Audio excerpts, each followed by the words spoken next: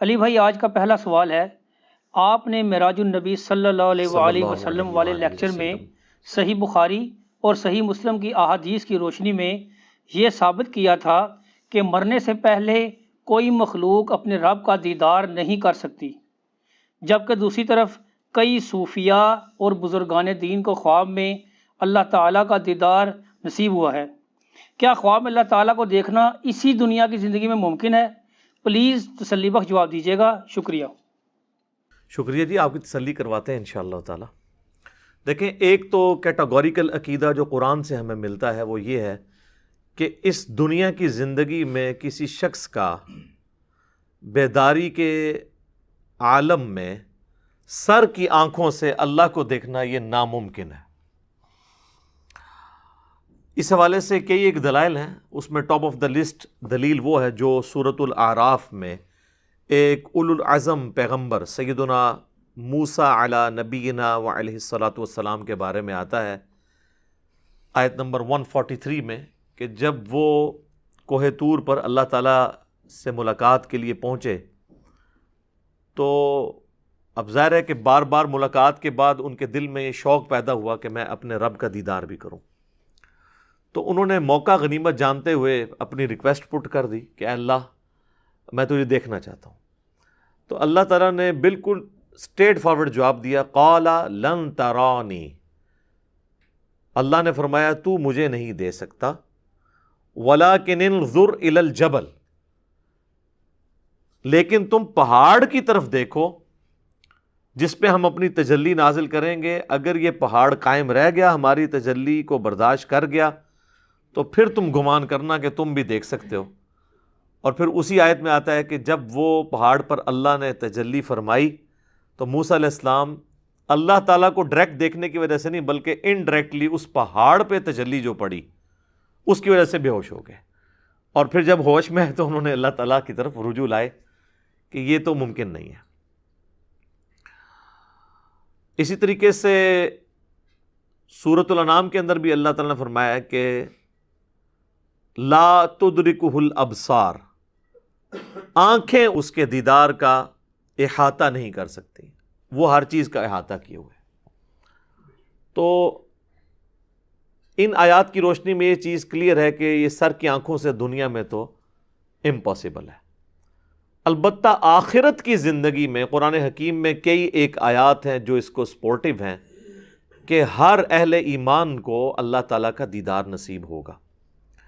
اس حوالے سے اہل تشیع کا اختلاف ہے، وہ آخرت میں بھی اللہ کے دیدار کے قائل نہیں ہیں، وہ سورۃ الانعام کی آیت کو جنرل مانتے ہیں ہمیشہ کے لیے، جبکہ اہل سنت کے ہاں قرآن حکیم سے کئی آیات سے رزلٹ ایسا نکلتا ہے، اور بخاری اور مسلم کی کئی احادیث اس کو سپورٹ کرتی ہیں کہ آخرت میں اہل ایمان کو، اہل جنت کو سب سے بڑی جو جنت میں نعمت ملے گی وہ اللہ کا دیدار ہے۔ اس کو سپورٹیو جو ہے وہ جتنی آیات اور احادیث ہیں وہ میں نے الگ سے ایک ٹاپک ریکارڈ کروایا ہے جس کا آپ نے ذکر کیا، معراج النبی صلی اللہ علیہ وآلہ وسلم سے متعلق کیا عقیدہ ہونا چاہیے، اور اس رات اللہ تعالیٰ کے دیدار اور نبی علیہ السلام کی ملاقات کے حوالے سے یہ ساری ڈیٹیلز میں نے بتائی ہیں۔ چونکہ آج ٹاپک نہیں ہے لہٰذا میں اگر اس کو ہاتھ ڈال بیٹھا تو پھر اسے بھی 20-25 منٹ میں کنکلوڈ کرنا پڑے گا۔ تو ہم آج کے اس ٹاپک کی طرف آتے ہیں کہ یہ دعویٰ کرنا کہ خواب میں اللہ تعالیٰ کا دیدار ہو سکتا ہے بزرگان دین کو، صوفیاء کو یا اماموں کو، تو یہ صرف ان کی منہ شگافیاں ہیں۔ اس کائنات میں ایک ہی ہستی ہے جسے خواب میں دل کی آنکھوں سے اللہ کا دیدار نصیب ہوا، اور وہ ہیں ہمارے محبوب سید الاولین والآخرین، شفیع المذنبین، رحمت للعالمین، سیدنا و مولانا امام اعظم محمد رسول اللہ صلی اللہ علیہ وآلہ وسلم، اور وہ بھی خواب میں انہیں دیدار ہوا۔ یہ حدیث مسند امام احمد میں ہے، جامعہ ترمذی میں صحیح سند کے ساتھ موجود ہے، امام ترمذی نے بھی اس کی تصحیح کی ہے اور پھر ساتھ کومنٹس نقل کیے ہیں کہ میں نے اپنے استاد امام محمد بن اسماعیل المعروف امام بخاری ان سے جب اس حدیث کے متعلق پوچھا تو انہوں نے فرمایا یہ حدیث صحیح ہے۔ وہ حدیث میں بعد میں ڈسکس کروں گا اس گفتگو کو کنکلوڈ کرتے ہوئے، یہ جو بزرگان دین کے بارے میں، صوفیاء کے بارے میں یہ لوگ دعوے کر رہے ہیں، یہ ساری ان کی منہ شگافی ہیں. انہی سے پوچھیں کہ کیا صحابہ اکرام علیہم رضوان میں کوئی ایک بھی کامل الایمان شخص ایسا نہیں تھا کہ جو اللہ تعالیٰ کو دیکھ سکتا؟ کوئی ضعیف روایتی بتا دیں کہ سیدنا ابو بکر، عمر، عثمان و علی رضی اللہ عنہم اجمعین وعلیہم السلام اجمعین، یہی اولو العزم اصحاب رسول ہیں نا، خلفائے راشدین صلی اللہ علیہ وآلہ وسلم ورضی اللہ عنہم اجمعین. تو ان کو تو کبھی کوئی دیدار اس طرح کا نصیب نہیں ہوا. تو یہ لوگ زیادہ حقدار تھے اللہ تعالیٰ کو خواب میں دیکھنے کے یا بعد کے لوگ؟ اور اگر یہ پیکیج غیر انبیاء کے لیے ہوتا تو سب سے پہلا حق تو سیدنا موسیٰ علی نبینا علیہ الصلوۃ والسلام کا تھا. سورۃ الاعراف میں جو اللہ تعالیٰ نے فرمایا کہ قال لن ترانی، تو مجھے نہیں دیکھ سکتا، تو اللہ تعالیٰ فرماتا ہے کہ بعد میں نے نبی علیہ السلام کے امتیوں کو خواب میں زیارت کروانی ہے، تو تم تو اولو العزم پیغمبر ہو، تو خواب والا پیکیج آفر کیا جاتا ہے. میں آن دا بہاف آف سیدنا موسیٰ علیہ السلام آپ کو گارنٹی سے کہتا ہوں کہ خواب والا پیکیج اگر موسیٰ علیہ السلام کو آفر کیا جاتا وہ قبول کر لیتے. ہمیں کیا جائے، ہم قبول کرنے کے لیے تیار ہیں. وہ پیکیج نہ پیش کرنا اس بات کی دلیل ہے کہ یہ اعزاز ان کو بھی نہیں ملنے والا تھا. اب یہ دعوے صوفیاء کے بارے میں کرنا، اماموں کے بارے میں کرنا، بزرگوں کے بارے میں کرنا، تو یہ لوگوں نے ان کے اوپر جھوٹ باندھے ہیں. ان کی تو کوئی حیثیت نہیں ہے. سیدنا عیسیٰ علی نبینا علیہ الصلوۃ والسلام کے اوپر لوگوں نے جھوٹ باندھ دیے. اس وقت دنیا میں سب سے اوریاں اور بڑا شرک حضرت عیسیٰ علیہ السلام کے نام پر لوگ کر رہے ہیں. اتنے تو بت پرست نہیں ہیں دنیا میں جتنے کرسچنز ہیں، لیکن عیسیٰ علیہ السلام کا کوئی اس میں قصور نہیں ہے. اللہ تعالیٰ نے تو قرآن میں ان کی طرف سے صفائی پیش کی ہے. لقد کفر الذین قالوا ان اللہ هو المسیح ابن مریم، بے شک وہ لوگ کفر کر رہے ہیں جو یہ کہہ رہے ہیں کہ عیسیٰ ابن مریم ہی اللہ ہے. وقال المسیح، جبکہ مسیح تو خود کہا کرتے تھے یا بنی اسرائیل، اے اولاد یعقوب، اے بنی اسرائیل، اعبدوا اللہ ربی و ربکم، اس رب کی عبادت کرو جو میرا بھی رب ہے اور تمہارا بھی رب ہے. انہ من یشرک باللہ فقد حرم اللہ علیہ الجنہ ومأواہ النار وما للظالمین من انصار، بے شک جو کوئی اللہ کے ساتھ شرک کرے گا اللہ نے اس پہ جنت حرام کر دی ہے، اس کا ٹھکانہ جہنم ہے اور وہاں پر اس کا کوئی بھی مددگار نہیں ہوگا. والعیاذ باللہ تعالی. اللہم اجرنا من النار، آمین. تو میرے بھائی قرآن میں تو اللہ تعالیٰ عیسیٰ ابن مریم کی صفائیاں دے رہا ہے کہ وہ تو موحد تھے، ان کے ماننے والے مشرک ہوئے.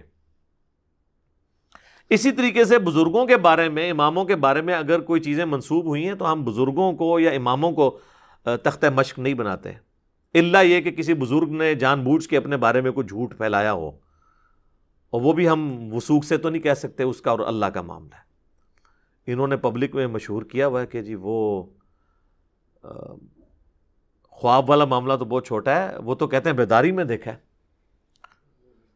کشف المحجوب جو تصوف میں پہلی کتاب ہے فارسی زبان میں، عربی زبان میں تو اور کتابیں اس سے پہلے لکھی گئیں، لیکن فارسی میں پہلی جو ٹیکسٹ بک ہے تصوف پہ، وہ اعزاز آپ کو حاصل ہے. یعنی آپ کے ملک پاکستان میں لاہور میں وہ دربار ہے المعروف داتا دربار، سید علی بن عثمان حجویری المتوفہ 465 ہجری، انہوں نے کشف المحجوب لکھی ہے، اور اس میں وہ بایزید بستامی کے حوالے سے لکھتے ہیں کہ بایزید بستامی کہتے ہیں کہ جب میں پہلی دفعہ حج کے لیے گیا نا، تو میں نے جو ہے نا وہ کعبہ دیکھا اور کعبے کے رب کو نہیں دیکھا. اب یہ کون سی ڈیمانڈ ہے، یعنی کہ وہاں پہ کوئی، اور کہتے ہیں پھر جب میں اگلی دفعہ گیا نا تو پہلا حج تو کہتے ہیں میرا ضائع گیا، اگلی دفعہ گیا تو میں نے بیت اللہ کو بھی دیکھا اور بیت اللہ کے رب کو بھی دیکھا. اور یہ وہ دعویٰ خواب میں نہیں کر رہے، بیداری میں کر رہے ہیں. تو کہتے ہیں کہ جی میں نے کہا یہ بھی اس دفعہ بھی حج میرا گیا، کیونکہ یہ تو شرک ہو گیا، کعبہ بھی اور بیت اللہ بھی. یعنی جن لوگوں کو ان چیزوں کی سمجھ نہیں ہے. اور پھر کہتے ہیں میں جب تیسری دفعہ گیا نا تو کعبہ غائب تھا، صرف اللہ کو دیکھا. تو کہتے ہیں پھر بھی میرا حج نہیں ہوا کیونکہ اس میں موجود تھا. ٹھیک ہے نا. تو اب یہ وہ ایک کہانی ہے, اور یہ اتنی عجیب و غریب کہانی ہے کہ اکثر لوگ سن کے اس کو سبحان اللہ ہی کہتے ہیں کہ پتہ نہیں کتنی کو بڑی علمی کو بات کر دیتی ہے. تو اس میں انہوں نے ڈائریکٹ دعویٰ کیا ہے. اور تذکرۃ الاولیاء کے اندر شیخ فرید الدین عطار المتوفی 627 ہجری, یہ کتاب پوری دنیا کے اندر صوفیاء کے حالات کے اوپر ایک ٹیکسٹ بک کے طور پہ مانی جاتی ہے, تذکرۃ الاولیاء. تو اس کے اندر انہوں نے بایزید بستامی کے اوپر ایک چیپٹر باندھا ہے, بایزید بستامی کی معراج. اور وہ کہتے ہیں کہ جی بایزید بستامی کو باقاعدہ معراج ہوئی ہے جس طرح نبی علیہ السلام کو معراج ہوئی ہے, اور اس میں ان کا دعویٰ لکھا ہے کہ میں نے اللہ تعالیٰ کا مشاہدہ کیا ہے معراج کی رات, خواب میں نہیں, معراج کی رات جو انہوں نے معراج کی. اور اس کے بعد پھر کشف المحجوب اگر آپ پڑھ کے دیکھیں تو اس میں بایزید بستامی کے بارے میں آتا ہے کہ وہ کہا کرتے تھے سبحانی سبحانی ما اعظم شأنی, میں پاک ہوں, میری شان کتنی بلند ہے. تو علی بن عثمان اجویری کہتے ہیں کہ اصل میں اللہ ان کے منہ سے بولتا تھا, کوئی شخص خود تو یہ نہیں کہہ سکتا اپنے بارے میں, تو وہ بولنے والی حق تعالیٰ کی زبان تھی بایزید کے منہ سے. اب یہ وہ عقیدہ ہے جو ہمارا نبی الاسلام کے لیے بھی نہیں ہے. ہم نبی صلی اللہ علیہ وآلہ وسلم کے قلب اطہر پہ قرآن کا نزول مانتے ہیں. ہم یہ نہیں کہتے کہ اللہ تعالیٰ رسول اللہ کے منہ سے بولتا تھا, بلکہ ہم کہتے ہیں اللہ تعالیٰ جو ان پہ نازل فرماتا تھا وہ وہی نبی علیہ السلام ارشاد فرماتے تھے. یہ عقیدہ تو ہمارا نبی علیہ السلام کے بارے میں بھی نہیں ہے. اور پھر تذکرۃ الاولیاء کے اندر بھی یہی ان کے دعوے لکھے ہوئے ہیں, اور وہ بھی یہی اسی قسم کی باطل تعویلات کرتے ہیں. اور پھر وہ تو ایک سٹیپ آگے چلے گئے نا, انہوں نے کہا کہ بایزید بستامی سے جب پوچھا گیا کہ بتائیں قیامت والے دن سب لوگ رسول اللہ کے جھنڈے کے نیچے ہوں گے یا آپ کے جھنڈے کے نیچے ہوں گے؟ یہ پوچھنے والے بٹ کیڑے نے جنہوں نے قرآن دیس دے ہی نہیں پتا. تو کہتے ہیں میں قسمیاں کہتا ہوں کہ محمد صلی اللہ علیہ وآلہ وسلم اور تمام انبیاء میرے جھنڈے کے نیچے ہوں گے. اور یہاں پہ انہوں نے ختم نہیں کیا, وہ کہتے ہیں لوائی اعظم من لوائی محمد, میرا جھنڈا محمد کے جھنڈے سے بھی بڑا ہوگا. استغفر اللہ واتوب الیہ. حضرت صاحب اگر آپ نے یہ بات کہی ہے نا تو آپ پاکستان میں آئیں تو سب سے پہلے میں پٹیشن فائل کروں گا 295C کی. اب ان لوگوں کے ماننے والوں کو کم از کم ان کتابوں کو پرنٹ کرنے والوں پہ تو 295C لگوانی چاہیے جب تک وہ پرنٹنگ سے توبہ نہیں کرتے. تو پھر وہ مصنف عطار صاحب جو ہیں فرید الدین عطار, وہ اس کی تعویل کرتے ہیں. وہ کہتے ہیں یار کہ بات یہ اتنے بڑے بزرگان دین تھے, یہ کیسے رسول اللہ کی توہین کر سکتے ہیں؟ اصل میں ان کے منہ سے اللہ بول رہا تھا جب وہ کہہ رہے تھے نا کہ میرا جھنڈا محمد کے جھنڈے سے بڑا ہے, تو اللہ کا جھنڈا تو محمد کے جھنڈے سے بڑا ہی ہوگا. ایک جھوٹ کو چھپانے کے لیے ایک اور جھوٹ بولا, اور وہ جھوٹ اتنا بڑا بلنڈر ہے کہ قیامت والے دن تو جھنڈا ہونا ہی ایک ہے. صحیح مسلم میں حدیث ہے قیامت والے دن سب سے پہلے میں قبر سے نکالا جاؤں گا, سب سے پہلے میں شفاعت کروں گا, اور سب سے پہلے میری شفاعت قبول کی جائے گی. اور صحیح مسلم میں حدیث ہے کہ سب سے پہلے میں جنت کے دروازے پر جاؤں گا, دستک دوں گا, تو دستک کے اگینسٹ جواب آئے گا فرشتے کی طرف سے, کون؟ تو میں کہوں گا محمد. تو وہ مجھے کہے گا کہ مجھے اللہ کی طرف سے یہی حکم تھا کہ یہ جنت کا دروازہ سب سے پہلے آپ کے لیے کھلا ہے. یہ ہے کتابوں کا خدا, یہ ہے کتابوں کا پیغمبر, اور بابوں کا ریلیجن اب آپ دیکھ لیں. تو پھر ہم کیوں نہ عرض کریں کہ مرنے سے پہلے اے مسلمان کر لے اس پہ غور, کتابوں کا خدا اور ہے, بابوں کا خدا اور. کتابوں کا دین اور ہے, بابوں کا دین اور. کتابوں کا جہاں اور ہے, بابوں کا جہاں اور. تو ٹھیک کہتے ہیں نا وکھرا جہاں ہوتا ہے, تو وکھرا یہ نظر آ رہا ہے وکھرا جہاں ہے. حتیٰ کہ بخاری اور مسلم دونوں میں حدیث ہے, نبی علیہ السلام نے فرمایا انا سید الاولین والآخرین, میں جتنے گزر چکے, جتنے قیامت تک آئیں گے, تمام کا سردار ہوں, اور اللہ کے حضور میں ان کا خطیب بنوں گا. یہ ہے کتابوں کا دین. اور دوسری طرف بایزید بستامی المتوفی 261 ہجری, ابو یزید بستامی, یزید ابا جی, تو 261 ہجری میں فوت ہوئے ہیں، اور میرے امام مسلم بھی 261 ہجری میں فوت ہوئے ہیں۔ ان کا نام ہے ابو الحسین مسلم بن حجاج القشیری۔ اور میں جو حدیثیں بیان کر رہا ہوں نا کہ قیامت والے دن لوگ میرے جھنڈے کے نیچے ہوں گے، میں شفاعت کروں گا، وہ امام مسلم لے کر آئے۔ کیسے ویسے میچ ہوا ہے کام؟ ابو یزید 261 ہجری والے اور ابو الحسین 261 ہجری والے، بالکل دونوں کے عقیدے ڈیفرنٹ ہیں۔ یہ ہے کتابوں کا دین اور وہ ہے بابوں کا دین۔ ہاں آپ کہہ لیں، کہنے کو تو دین سب کا اسلام ہے، لیکن کتابوں کا جہاں اور ہے، بابوں کا جہاں اور۔ اسلام کو صوفیاء بھی کلیم کر رہے ہیں، سلفی بھی کر رہے ہیں، بریلوی دیوبندی اہل حدیث شیعہ سب کر رہے ہیں، کتابوں میں دین دیکھنا ہے کیا ہے۔ تو یہ تو میں نے آپ کو اس لیے بتایا کہ یہ بیداری کے یہ لوگ دعویٰ کر رہے ہیں۔ اچھا، وہ تذکرۃ الاولیاء میں انہوں نے یہ بھی لکھا ہے کہ بایزید بستامی کے بارے میں جنید بغدادی فرمایا کرتے تھے کہ ان کا اولیاء میں وہی مرتبہ ہے جو جبرائیل علیہ السلام کا فرشتوں میں ہے، یعنی اولیاء کے سردار کون ہیں؟ بایزید بستامی، جیسا کہ فرشتوں کے سردار ہیں۔ تو شیخ عبد القادر جیلانی تو فارغ ہو گئے، بیک وقت تو دو نہیں ہو سکتے نا، اور حقیقت یہ ہے کہ یہ دونوں ہی فارغ ہیں۔ اولیاء اللہ کا سردار امت کے اندر کوئی ہے نا تو وہ ابو بکر، عمر، عثمان و علی ہیں رضی اللہ عنہم اجمعین وعلیہم السلام اجمعین، کیونکہ غیر نبی کے اوپر یہی کیٹیگری ہے نا اولیاء اللہ کی۔ تو کہانی ہے، شیخ عبد القادر جیلانی رحمۃ اللہ علیہ کو تو پتہ بھی نہیں ہوگا میرے ساتھ انہوں نے کیا کچھ کیا ہے۔ تو بال یہ جو ٹائٹل انہوں نے دیا تھا وہ بھی انہوں نے خود کتابوں میں چھین لیا ہوا ہے خود ہی۔ اچھا، یہ تو تھا بیداری۔ اب خواب میں آپ کو بتاتا ہوں جو ان کے کلیم ہے۔ آپ ذرا امام حنیفہ کے تعارف کے اوپر کتابیں پڑھیں نا حنفیوں کی، تو وہ کہتے ہیں جی 100 دفعہ اللہ کی زیارت کی ہے۔ اچھا جی، فضائل اعمال شیخ زکریا کاندلوی صاحب کی، اس میں آپ فضائل قرآن والا چیپٹر نکال لیں نا، فضائل اعمال کا، اس میں وہ لکھتے ہیں کہ ایک رات امام احمد بن حنبل کو اللہ تعالیٰ کی خواب میں زیارت ہوئی۔ تو احمد بن حنبل نے سوال کیا کہ اے اللہ، میں تیرا قرب حاصل کرنا چاہتا ہوں، سب سے آسان ذریعہ کیا ہے؟ تو اللہ تعالیٰ نے فرمایا کہ قرآن۔ سر یہ قرآن، اگر اللہ فرما رہا ہے کہ قرآن میرے تک پہنچنے کا ذریعہ ہے تو اس کے بعد تو کوئی گنجائش نہیں رہتی۔ وہ کہتے ہیں کہ احمد بن حنبل نے آگے سے پوچھا کہ یا اللہ، سمجھ کے یا بغیر سمجھ کے؟ یار قرآن اللہ نے اس لیے نازل کیا تھا کہ لوگ آگے سے یہ سوال کریں گے کہ سمجھ کے کہ بغیر سمجھ کے؟ یہ مردے بخشوانے کا ذریعہ تھا۔ اور وہ احمد بن حنبل جسے عربی بھی آتی ہے، اسے یہ کہنے کی کیا ضرورت ہے؟ یہ چور نے اپنی لنگوٹی چھوڑی ہے۔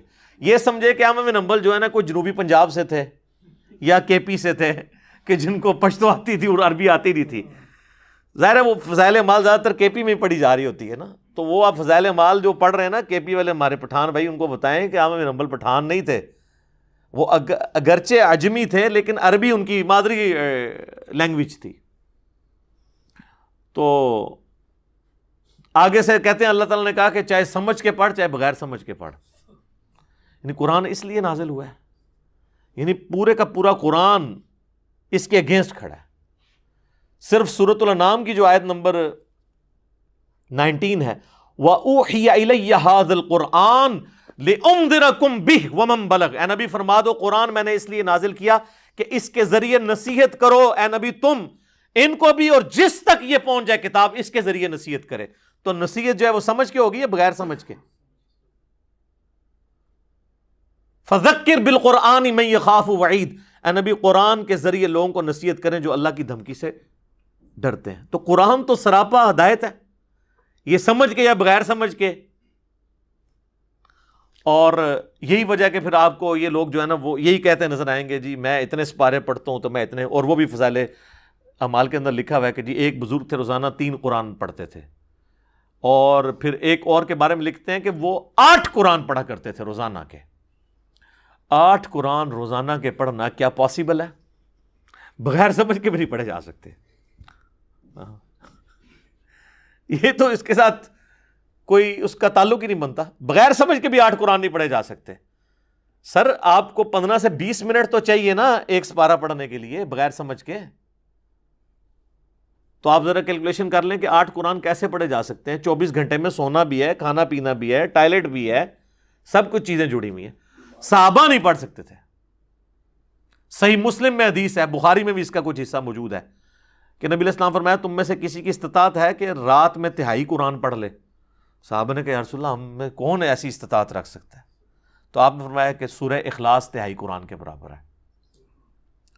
تو صحابہ نے تو نہیں کہا کہ بھئی ہمارے جو گھوڑے کے سم سے جو خاک اڑے گی وہ کسی ہمارے گھوڑے کی نتنوں میں بیٹھے تو کوئی بزرگ اس کو نہیں پہنچ سکتا, تو جب بزرگ 8 قرآن پڑھیں گے تو ہم کیوں نہیں پڑھ سکتے یا رسول اللہ؟ کہانی ہے نا, جو مرضی بیان کرو. جو میں کہتا ہوں صحیح مسلم میں وہ حدیث ہے کہ بنو سلمہ جو ہے مسجد نبی کے قریب شفٹ ہونے لگے. نبی الاسلام نے ان کا جھمگٹا دیکھا, آپ نے فرمایا کیا ارادہ ہے؟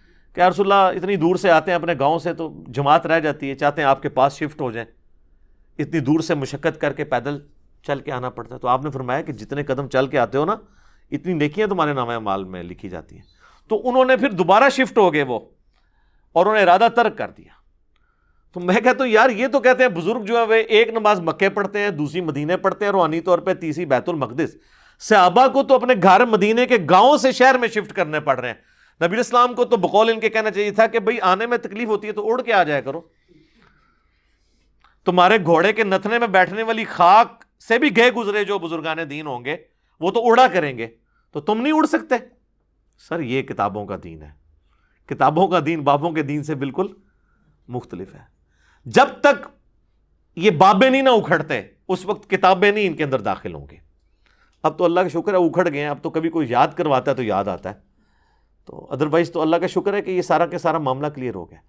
اچھا پھر فضائل مال کے اندر انہوں نے نا صرف یہاں پہ دروازہ نہیں بند کیا قرآن کو سمجھنے کا, انہوں نے اس کو مزید انشور کیا اور انہوں نے کہا کہ قرآن پاک جو ہے نا اس کی تفسیر کے لیے, اس کو سمجھنے کے لیے 15 علوم چاہیے تاکہ بالکل انشور ہو جائے کہ کوئی ترجمے کی طرف جائے ہی نہ. اور وہ گنواتے گنواتے 14 علوم تک جب پہنچے ہیں نا, اور جب 15واں لکھا ہے تو لکھا 15واں وحبی ہے, گاڈ گفٹڈ, کہتے ہیں اللہ کی طرف سے. جو ہم کہتے ہیں نا نبوت وحبی ہے, ولایت کسبی ہے, یہ 2 ٹرمز ہیں. یعنی جو آپ محنت کر کے حاصل کر سکتے ہیں اسے کہتے ہیں کسبی, یہ کسب حلال. تو نبوت کسبی نہیں ہے, وحبی ہے جسے اللہ تعالیٰ دے. تو وہ کہتے ہیں 15واں علم جو ہے وہ وحبی ہے. وحبی نہیں, وحبی ویسے ہسٹری بڑھا ہے, وحبی. تو اب وہ کون شخص دعویٰ کر سکتا ہے کہ میرے پاس وہ وحبی علم ہے؟ تو اگر کوئی 14 علوم سیکھ بھی لے, ایون ویسے تو ان کے لوگوں کو 14 کے انعام بھی نہیں آتے ہوں گے, تو وہ پھر کہیں گے جی 15واں تو پھر بھی تہاڈے کول کوئی نہیں ہے کیونکہ تہاڈا فرقہ دوسرا ہے. تو یہ سب انہوں نے کہانیاں ہرڈلز رکھی تھی. قرآن کے دشمن ہے, ایسے دشمن ہے کہ کوئی بیچارہ اگر قرآن لے کے بیٹھے نا ترجمے سے پڑھنے کے لیے تو پہلی اس پہ قدغن یہ لگائیں گے جی بغیر وضو کے آپ قرآن کو ہاتھ نہیں لگا سکتے. اب تو خیر ٹچ سکرین موبائل نے مسئلہ حل کر دیا ہے, وہ تو یہ بھی مانتے ہیں کہ اس کو آپ ہاتھ لگا سکتے. وضو کر کے کوئی بیٹھ جائے گا تو کہے کہ آپ نے ڈائریکٹ نہیں پڑھنا, کسی عالم سے جا کے پڑھنا ہے.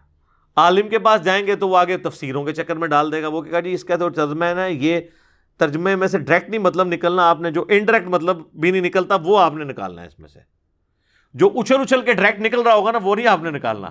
مطلب ایاک نعبد و ایاک نستعین سے اچھل اچھل کے کیا نکل رہا ہے کہ اللہ کو پکارنا ہے, یہ نہیں آپ نے مطلب سمجھنا. آپ نے بابوں کے پکارنے کو بھی اللہ کا پکارنا سمجھنا ہے. تو اس طریقے سے یعنی یہ پھر ڈسیو کرنے کی کوشش کرتے ہیں.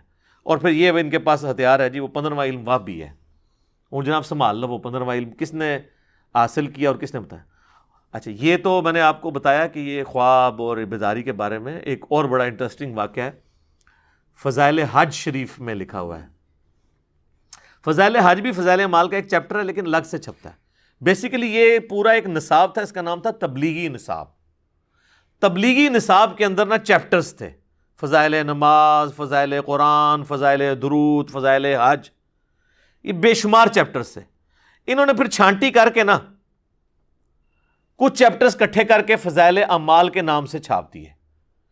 ایک چیپٹر اسی میں سے کاٹ کے الگ کر کے فضائل درود بنا دیا, ایک چیپٹر فضائل حج بنا دیا. اور پلیز اس کی یہ لی کہ یہ تو حج کے دنوں میں ضرورت ہے, آپ دیکھیں حج کے دنوں میں فضائل حج سے درس ہو رہا ہوتا ہے، فضائل مال سائڈ پہ پڑی ہوتی ہے، فضائل مال بھی بعد میں نام رکھا گیا. اصل یہ کتاب تھی تبلیغی نصاب، یعنی ان کا نصاب، اس میں سے فضائل مال نکالی گئی چند ایک چیپٹرز کو اکٹھا کر کے. فضائل حج علیحدہ سے چیپٹر چھپا ہوا ہے، اس میں وہ کہتے ہیں کہ ابدال میں سے ایک شخصیت کا بیان ہے. اب ابدال کون، شخصیت کون، ایکس وائی زی، وہ اس طرح کے ایک آواز آئی، بزرگوں نے فرمایا. وہ کہتے ہیں ابدال میں سے ایک شخصیت کا فرمان ہے. وہ کہتے ہیں کہ جی ان سے کسی نے حضرت خضر سے جب ملاقات ہوئی ان کی، حضرت خضر کے اوپر میرا آپ دیکھ لیں موسیٰ اور خضر والا، آپ کو بتاؤں گا یہ خضر ہے کون ہے اور انہوں نے کون سا خضر بنایا ہوا ہے. یہ لفظ ہے خضر. حضرت خضر سے ملاقات ہوئی ابدال میں سے ایک شخص کی، تو اس نے کہا کہ حضرت آپ تو اس امت کے بڑے بڑے اولیاء کے پاس گئے ہیں، آج تک آپ کو کوئی ایسا ولی ملا ہے جو مرتبے میں آپ سے بھی زیادہ ہو؟ ان کا ہاں جی ایک بندہ ملا تھا. انہوں نے کہا پھر دسو کون سی؟ وہ کہتے ہیں کہ میں مسجد نبوی میں بیٹھا ہوا تھا اور محدث عبد الرزاق جو امام بخاری امام مسلم کے استاد ہیں، امام بخاری امام مسلم نے ان سے احادیث لی ہیں. مصنف عبد الرزاق اور مصنف ابن ابی شیبہ، یہ دو کتابیں ہیں جو ایک زمانے میں لکھی گئی، دونوں اب اردو میں ترجمہ ہو چکی ہیں. وہ کہتے ہیں جی محدث عبد الرزاق جو تھے نا، وہ درس حدیث دے رہے تھے مسجد نبوی کے اندر بیٹھ کے، تو لوگ ان کے گرد جھمگٹا لگائے بیٹھے ہوئے تھے، اور ایک نوجوان جو ہے نا وہ یوں کر کے نا اپنے گریبان میں سر دیے ہوئے کونے میں بیٹھا تھا، وہ درس حدیث نہیں سن رہا تھا. تو کہتے ہیں حضرت خضر کہتے ہیں میں اس کے پاس گیا اور میں نے کہا کہ اتنے بڑے محدث مسجد نبوی میں درس دے رہے ہیں اور تم ان کا درس سننے کی بجائے سائڈ پہ بیٹھے ہوئے ہو. تو کہتے ہیں اس نے نا سر بھی نہیں اٹھایا، اسی حالت میں کہا کہ لوگ جو ہے نا یہ تو عبد الرزاق سے حدیثیں سن رہے ہیں، ہم تو ڈائریکٹ رزاق سے سنتے ہیں.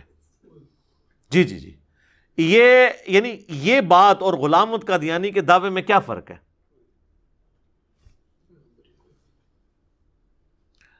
تو اچھا وہ خضر کہتا ہے میں پریشان ہو گیا.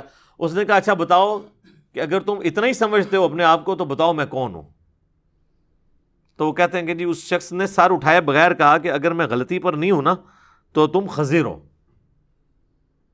ویسے جو اس کو ذرا مرچیں لگا کے لکھتے ہیں نا، تو وہ کہتے ہیں جی انہوں نے جناب نا اینج نگاہ اتے اٹھائی،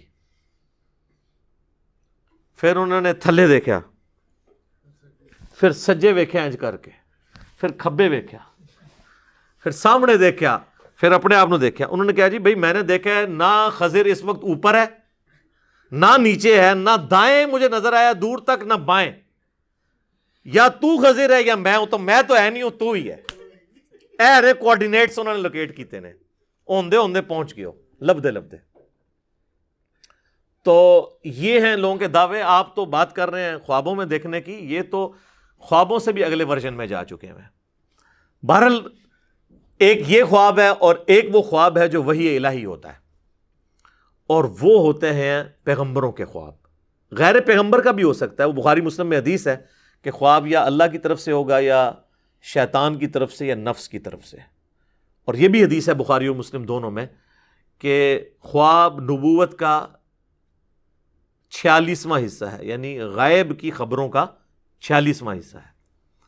اور صحیح بخاری میں حدیث موجود ہے کہ میری وفات کے بعد اب غائب کی خبروں سے صرف خواب والی جو ڈومین ہے یہ باقی رہ گئی ہے. اور وہ بھی ساتھ فرمایا جو نیک خواب ہیں اللہ تعالیٰ دکھائے گا، مبشرات باقی ہیں اور وہ نیک خواب. البتہ بخاری اور مسلم میں جو یہ ہے نا نبوت کا 46واں حصہ ہے، یہ غیر انبیاء کے لیے بھی خواب آ سکتا ہے، لیکن جب نبی کو خواب آتا ہے نا اس میں شیطان کی دخل نہیں ہوتی. سورہ الصافات کی آیت نمبر 103 102 103 کے اندر حضرت ابراہیم علیہ السلام کو خواب میں اللہ تعالیٰ نے حکم دیا تھا اپنے بیٹے کی قربانی کا. یہ تو بہت بڑا ایک ڈیسیژن تھا نا، ایک بندہ مارنا ہے آپ نے. تو وہ خواب وہی الہی تھا اور وہ ایگزیکیوٹ کرنے پہنچ گئے. وہ تو پھر اللہ تعالیٰ نے اس کے بدلے میں ایک فدیہ نازل فرما دیا. تو یہ اس بات کا ثبوت ہے کہ نبی کو جب خواب آئے اس میں شیطان کی دخل نہیں ہوتی. ہمارے محبوب صلی اللہ علیہ وآلہ وسلم کو بھی ایک خواب آیا جس میں اللہ تعالیٰ کی زیارت ان کو نصیب ہوئی، جس سے بات سٹارٹ ہوئی تھی. وہ خواب صحیح سند کے ساتھ مسند امام احمد میں ہے، جامعہ ترمذی میں ہے. امام ترمذی نے اس حدیث کو حسن صحیح کہا. اس پہ ترا یہ کہ امام ترمذی نے کہا کہ میرا استاد جو ہے امام بخاری محمد بن اسماعیل سے جب میں نے اس حدیث کے بارے میں پوچھا تو انہوں نے فرمایا یہ حدیث بالکل صحیح ہے، اگرچہ بخاری میں نہیں ہے، لیکن امام بخاری کی تصحیح امام ترمذی نے اپنے استاد کی نقل کر کے اس پہ پکی مور لگا دی. اس حدیث کو مسند احمد کی تحکیم کرنے والے شعیب ارنوت رحمۃ اللہ علیہ نے بھی صحیح کہا.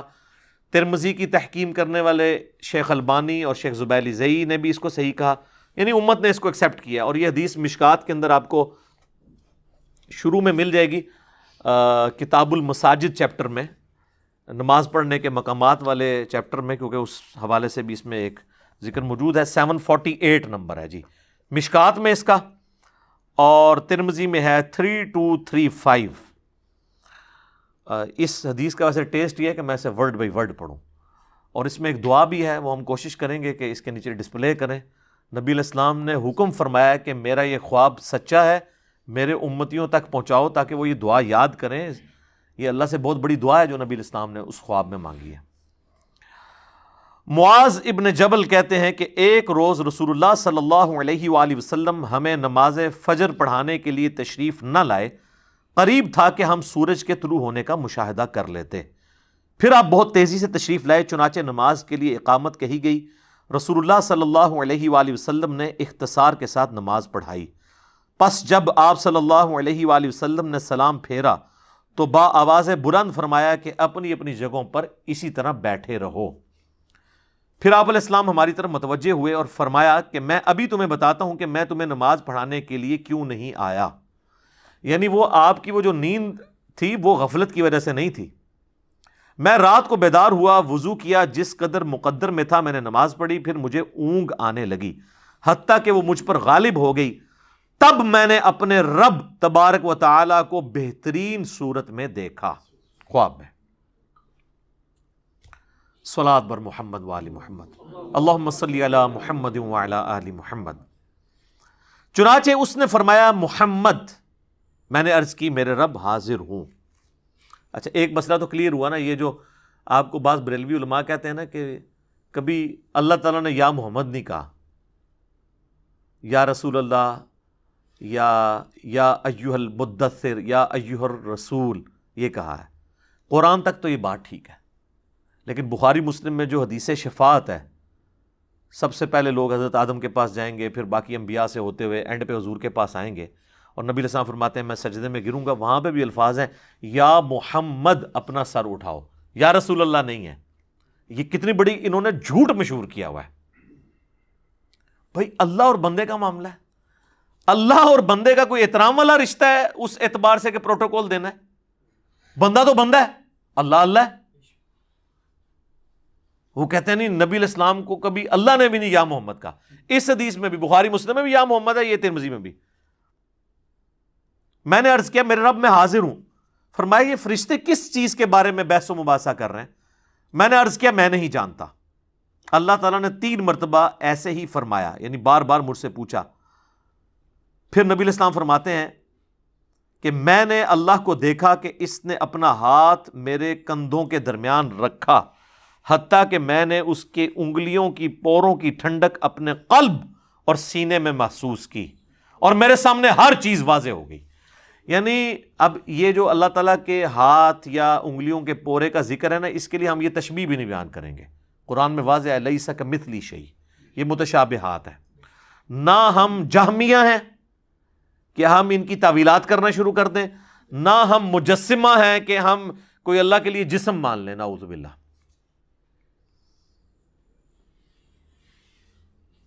اور یعنی اس کی برکت سے پھر ہر چیز کہتے ہیں مجھے واضح ہوگی اور میں نے پہچان لی. پھر میرے رب نے مجھ سے فرمایا محمد. میں نے عرض کی میرے رب میں حاضر ہوں. یہ مقرر فرشتے کس چیز کے بارے میں بحث و مباحثہ کر رہے ہیں؟ میں نے عرض کیا کہ گناہ مٹا دینے والے اعمال کے بارے میں. اللہ نے پوچھا وہ کیا ہیں؟ اب سکھایا اللہ نے خود ہی ہے، لیکن یہ اصل میں تربیت ہو رہی ہے. میں نے عرض کیا باجماعت نماز پڑھنے کے لیے چل کر جانا. یہ آپ نے ذرا مال نوٹ کر رہے ہیں. نماز کے بعد مسجد میں ہی بیٹھے رہنا، اور ناگواری کے باوجود اچھی طرح مکمل وضو کرنا، 3 اعمال۔ پھر وہ کس چیز کے بارے میں بحث کر رہے ہیں؟ میں نے عرض کیا درجات کے بارے میں۔ فرمایا وہ کیا ہے؟